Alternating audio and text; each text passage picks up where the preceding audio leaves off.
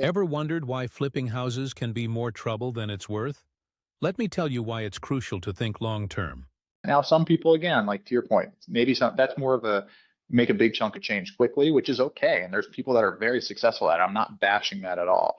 It's just for me, you do that. Number one, you have to have a much better deal, right? Because now your margins are smaller, your profit Right. margins are smaller. So let's say you go and you flip a deal and you spend months and months negotiating or trying to find the deal, right? First, you're finding the deal, and then you get the property, and then you fix it all up, and you're spending all this time and effort, and you make $10,000, and then Uncle Sam wants 4,000 of it. So okay, you just spent 5, 6 months, you know, doing all this work for $6,000. To me, it's I'd rather keep that property and then hope that in 3 or 4 years I can pull equity out of it and then go buy another one, all while somebody else is paying my mortgage for me. Right. Essentially, it's like this.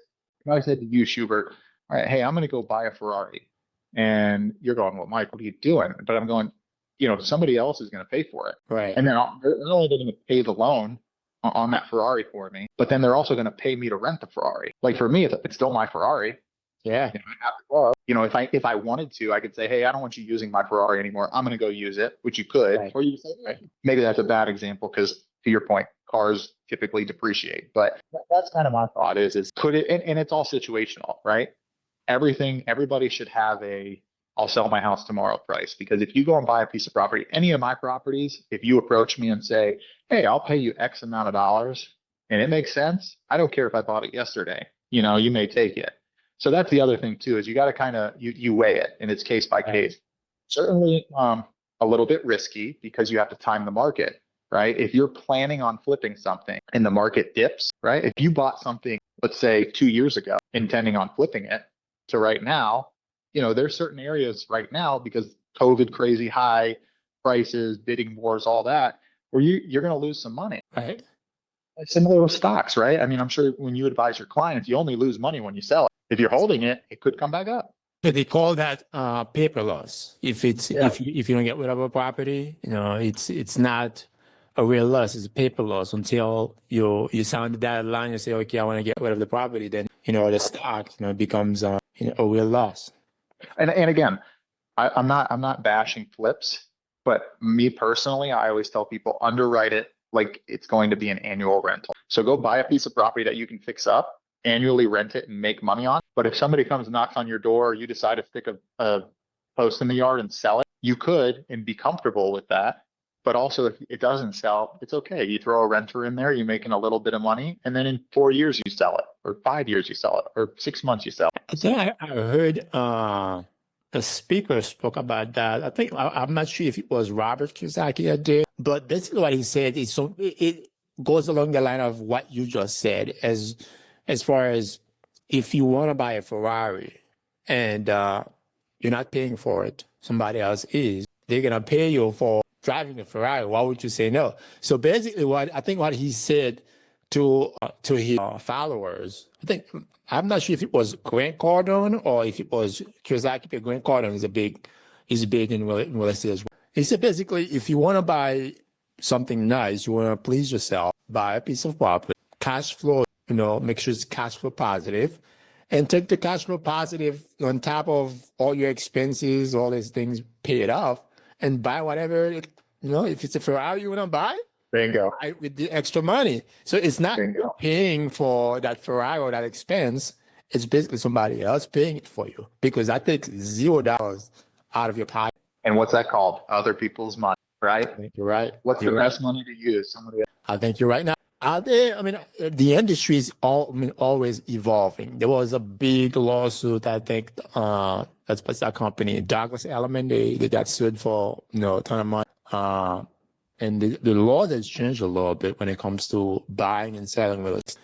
Can you talk a little bit about that ruling that, that changed the way buyers and sellers interact with realtors and people help? Sure. So I think you're referring to the National Association of Realtors. There's a large lawsuit against the National Association of Realtors, along with many of large national brokerages.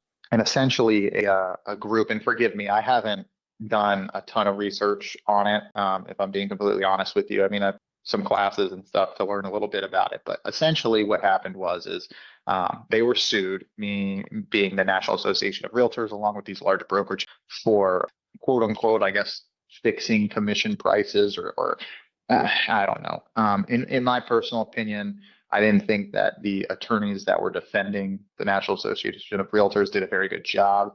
But now, instead of you signing a listing agreement, so all right, let's rewind. Typically speaking, Schubert, if you approach a real estate agent a year ago, 5 years ago, 10 years, he would say, hey, I want you to sell my house. You come to Mike and say, hey, I want to sell Mike, I want you to sell my house. I say, okay, here's, excuse me, a listing agreement.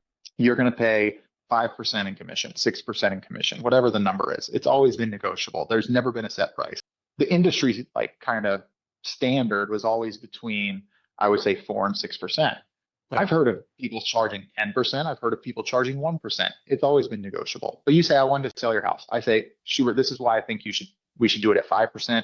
That gives me enough money for marketing, ad spend, print advertising, all these things, also overhead to run all this. And then to offer it out to a buyer's broker who may spend that same kind of cultivating buyers from, say, New York or California or whatever. They spend their money targeting those. So now that was all fine and dandy. You agreed to 5%, and we would get to the closing table. And another agent brought a buyer. You agreed to the price. We get to the closing table, and on the closing statement it says Schubert's paying 2.5% to Mike in Elite Properties and 2.5% to John Doe at Compass. Right. They made it to, I guess, a problem, saying the seller shouldn't have to pay the buyers. Well, you're still paying the 5%. So, in theory, in the listing agreement, it says that. It says we're going to offer, in that old listing agreement, it says we're going to offer X amount to a cooperating broker, which you. Right. Long story short, they made this big fit about it. And now there is paperwork that says that buyers have to sign before going and looking at property. That says this is what the buyer's agent is going to make. And if the seller is not paying that, you could be obligated to pay it.